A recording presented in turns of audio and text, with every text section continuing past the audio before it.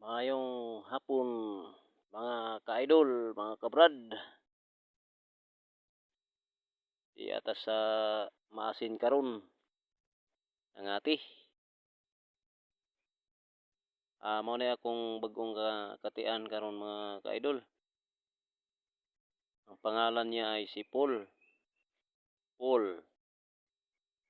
Nakadali siya karon og usa. Niadtong season una pang panahon mga 3 years na man gud ni siya mga ka-idol. Nakadali siya isa kaniadto. Dito man sa akong bayaw. Akong gipadala kay magamit. Nakadali gyud siya usa karon. Ana siya. Ang pangalan niya ay si Paul. Duha ka katian atong gida mga ka-idol. Atong palisayon. Ana siya. Sara itong kuha mga ka-idol. Nara sa bag kada.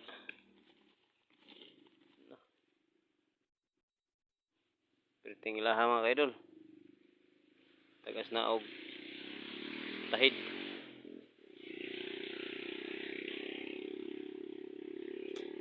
Atong kauban mga ka-idol. Tulumi kabuk. Si Brajise og si Lito. Tuwa pa dito sa ibabaw mga ka-idol. Diyan ko diri sa ubos naghulat kay muragi kapoy naman.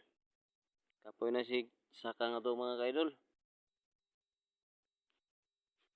Una nga diata diri sa ubos nagduyan-duyan. Naghulat kinila. Basi makadali to si Brajise kay kanina buntag wala siya kadali kay iyang gilagdukan kitaan man siya sa manok.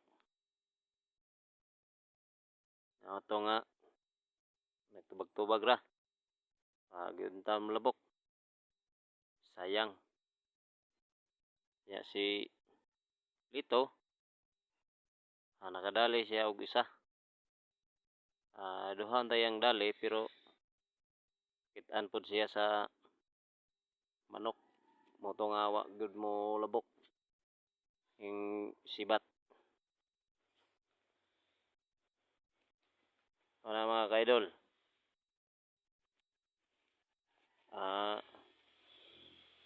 Daghang kayong salamat mga ka-idol. Og dinhi ra kutob ang atong istorya kay medyo hapon na. Layo-layo para pa. Sige mga ka-idol. Daghang kayong salamat.